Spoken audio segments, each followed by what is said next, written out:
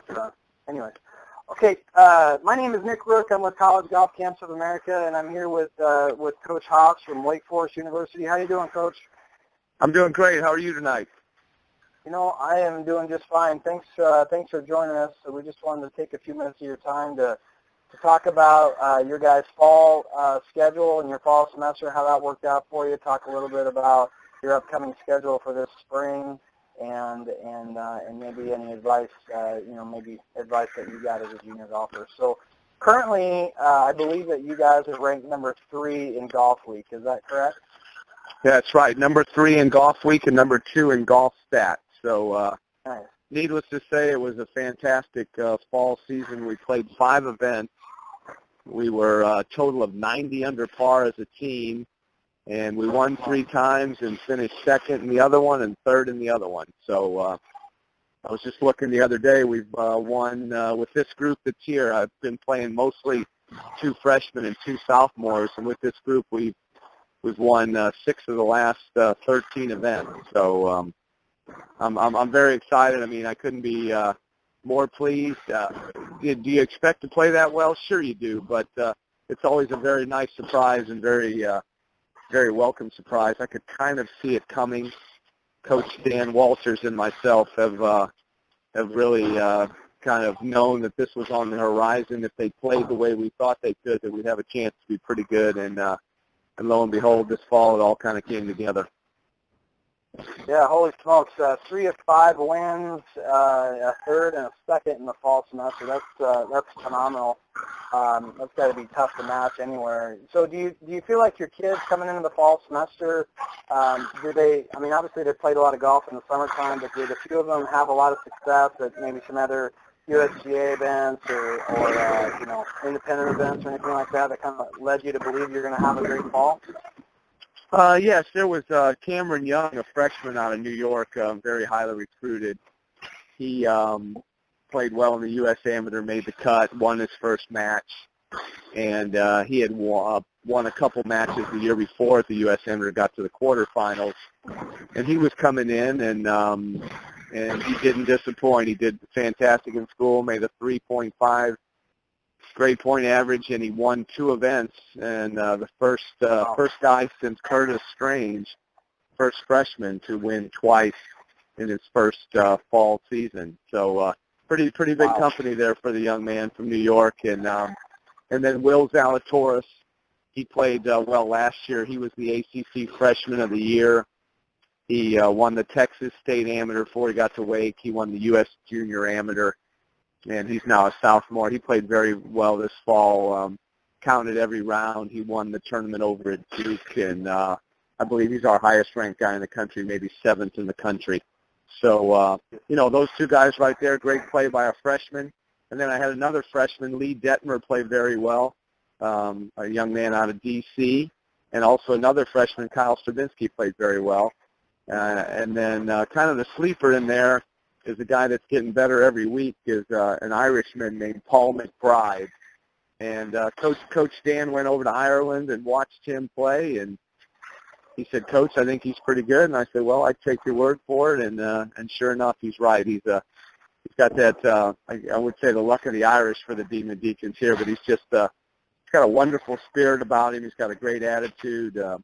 He's a wonderful teammate. We like being around him, and he's played very well. I think he's ranked maybe 22nd in the country and has a chance to make the Palmer Cup team on the European side. So, and then you throw that in with a senior named Davis Huambo, who's played well throughout his 4 years at Wake. He's played, I would say, probably 95% of the tournaments, and 64 he shot out at Pumpkin Ridge when the team shot 37 under there. So he's obviously a very capable senior. So it's a nice mix of young and old. And as a coach, you don't have to do too much. You keep them fired up and make sure they get to the tee on time and all that good stuff. And just watch them play and don't overcoach them at this point. They're all very accomplished players, and I'm kind of under this philosophy, you got to let them play a little bit and make some mistakes to get better. You can't just be there all the time holding their hand.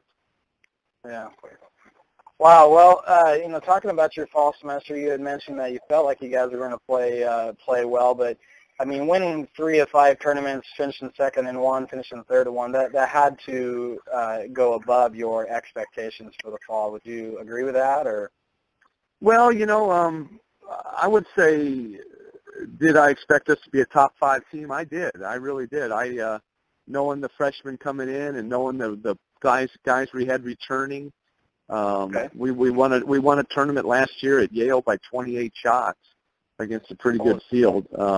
Yeah, so that's my biggest win as a coach. Yale's a tough golf course too. It is, yeah. And the greens had just been aerated, and we shot under par every round and won by, like I said, 28 shots. So it was coming, and then you add this nice influx of freshman talent, and like I said, we had 9 of the 11 guys make over a 3.0, so they're very much into it, and they knew we were going to be good. And like anything in life, when you know you have a chance, it really kind of gets you excited and it makes you play hard. And it's a very competitive team. You've got to play very well to get in the lineup, and I think that makes everybody better when they do get in there, that they don't want to lose their spot, so they have a good focus and they play very hard. Yeah. So you said you guys carry 11 kids on your team. Is that pretty standard for you to have 10, 12 kids, or is that higher than you normally do? Or? No, that's correct. Yeah, we have anywhere from 10 to 12, sometimes as little as 9. I think every college program has anywhere from about 9 to 11 guys. Awesome. And so going into the spring semester here, you guys are getting rolling. I'm sure the kids are either back on campus by now or getting back on campus. And so when is your guys' first tournament this fall, this spring? And how many tournaments do you guys play this spring? We're going to play, I think, a total of 6 tournaments this spring. And our first tournament is in the middle of February. We're going to Mobile, Alabama. And awesome. It's a tournament that Coach Ben Hannon, the South Alabama coach, puts on. Then we're going to Cabo. Then we're going to the Schenkel, a long-time tournament down at Statesboro, Georgia, hosted by Georgia Southern. Then we're going to the Hootie event, which we've gone to every year, and always love going to Charleston. They put on a great show at Bulls Bay, the members. And then we're going to, from there, we're going to the Irish Creek event over in Kannapolis, and then the ACC. So it's going to be really, really a fun season. What we really have to do is just make sure we don't get overconfident. We don't get thinking that we're better than we are, because we still have to go out and play the rounds. And there'll be a lot of teams gunning for us. And ACC, I want to say we have 8 teams in the top 40 in the country. So that's a really strong conference. Pretty competitive, yeah. Very competitive. Awesome. Well, you're a very accomplished player yourself. So, kind of looking back at your junior golf days, and this will be our last question. We'll wrap things up for you. But what is some of the best advice, or maybe one piece of advice that you got as a junior golfer that you think still applies today, and that a junior golfer can learn from?